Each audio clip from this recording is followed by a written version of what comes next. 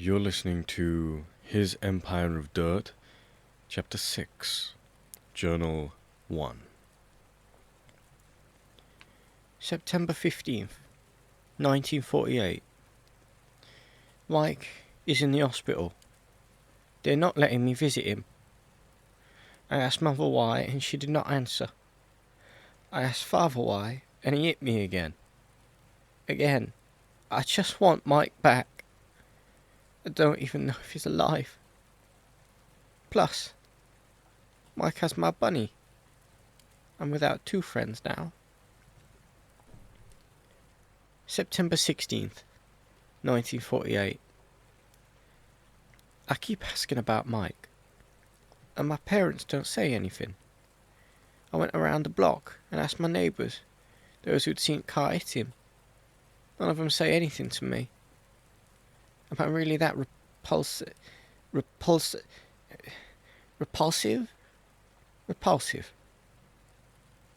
Maybe I look odd. I'm going to change the way I eat. Maybe I'll just stop eating altogether. I'll feel better when Mike comes home. September 17th, 1948. I hope my bunny is making Mike brave. I hate the hospital.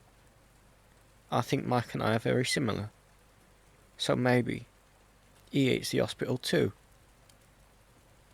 I wonder if he is thinking about me. I am thinking about the promise I made him. But I'm also thinking about the dead bunny. And the dead bunny is more interesting to me than the promise. Dead things are scary, because I can imagine myself as them. One day, I will die. I will go into the dirt. And that is very, very, very, very, very scary.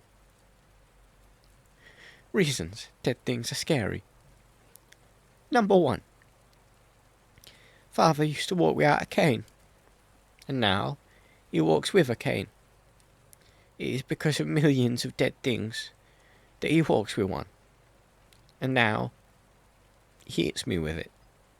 Therefore, dead things equals me getting hit. Number 2. Dead things do not think. My brain scares me, but I like thinking. I like writing things down. Dead things do not create. How can I create if I'm dead? I can't. Number 3. We do not know what happens after death. And I do not like not knowing things. This is why I don't like the man in my closet. I don't understand what he wants with me or who he is. I don't believe in God. God wouldn't make Father so mean to me. God wouldn't make my brain so bitter. 4. Everyone and everything dies. 5. I do not want to die. 6. I do not want Mike to die. 7.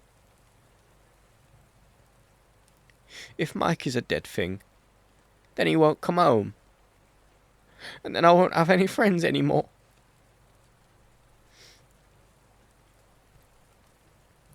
September 18th, 1948. Mother told me to forget about Mike. Said he's probably dead.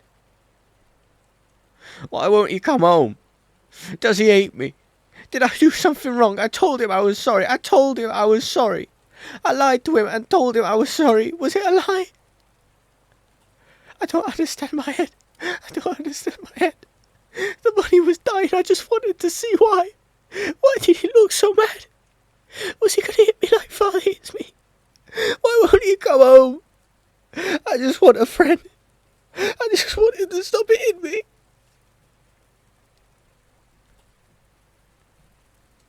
September 19th, 1948. I said a bad word today, and Father smacked me across the mouth. It was Christ. I don't get it. Father loves him. Why is saying his name a bad word?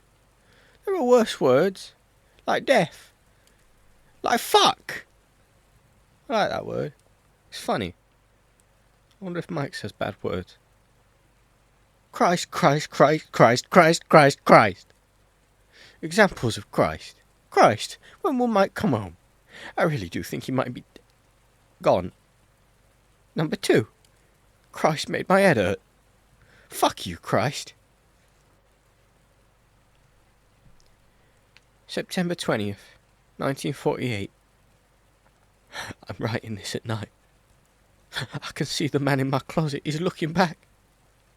I really think he's going to kill me. He's smiling.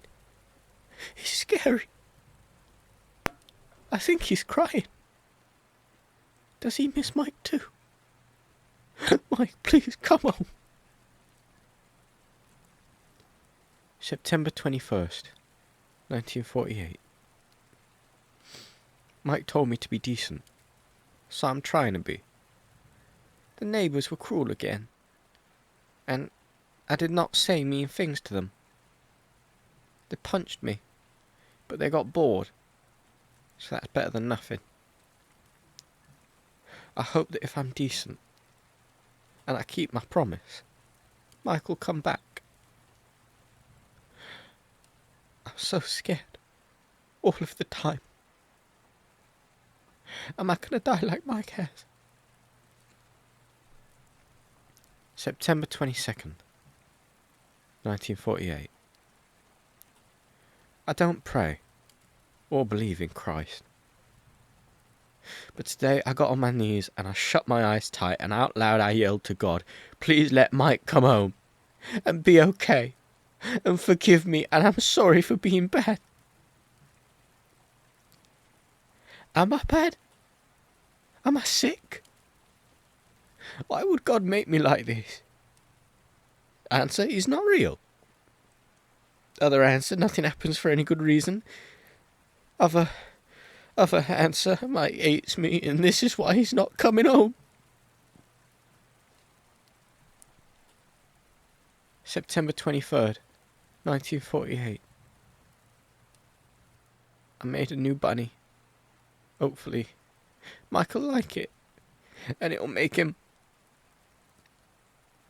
William yelps as his father slams his cane onto his journal and jerks it away from him.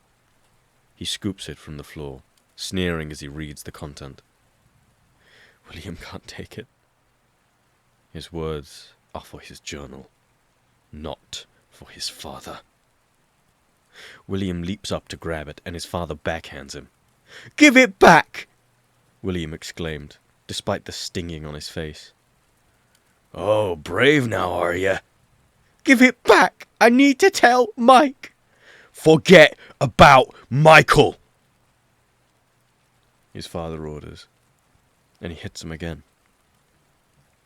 When William struggles to his feet, chasing after the journal once more, his father strikes him across the head with his cane.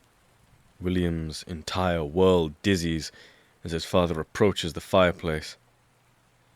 With a fervor that is entirely unlike him, William cries out and dashes forward. His father holds him back with his cane, but not before he throws his journal in the fire like it's nothing but trash. No! No, stop! Why would you do that? He thrashes against his father's iron grasp, staring in horror as the pages flutter up into non-existence. You better stop mentioning that bloody rat's name! I wish you were dead! William shrieks, and he pounds his tiny fists against his father's leg. For a moment, father is frozen against the meager assault. I wish that bullet hit you higher! Oh, you little brat! I'm gonna kill you! If he had any means of doing so, really, he would have. He would have burned his father alive and laughed at his charred corpse, if he had the strength to do so. But he doesn't. So he takes his father's beating, and he bleeds on the floor, his bones aching. Mike made him promise to be decent. William despite the lashings, smiles against the floor, coughing up blood, his forehead against the carpet, the fire crackling beside him. Suddenly, the pain feels decent. More decent than he can be. Oh, that's it. The pain reminds him that he is alive. Nothing matters. Nothing matters except staying alive. Go to your damn room, bloody ungrateful good-for-nothing. His father begins mumbling to himself, and William rests on the floor for a bit before obeying.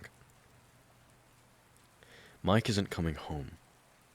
His parents never mention the stranger's name again. From that night on, William stares at the closet without any light, daring the monster to return and kill him. He does neither. For the first time in his life, William Afton wins.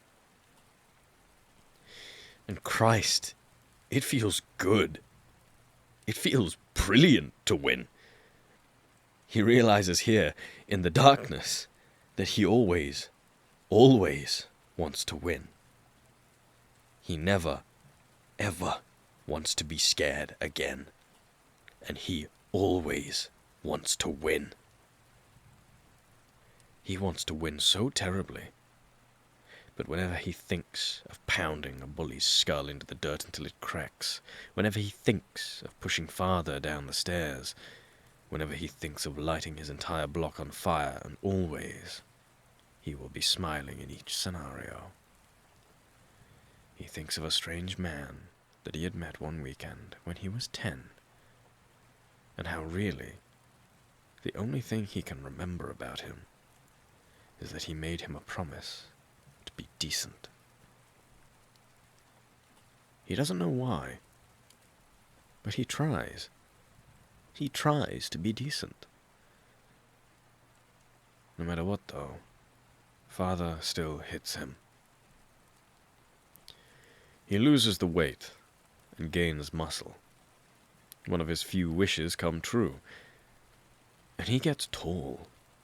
Soon the bullies look up to him.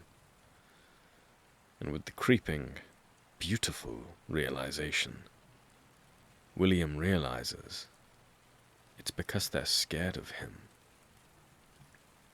Fuck, it feels so fucking good to have people be scared of you. William practically thrives on it. But he still wants to be decent, because the only friend he ever had asked him to be.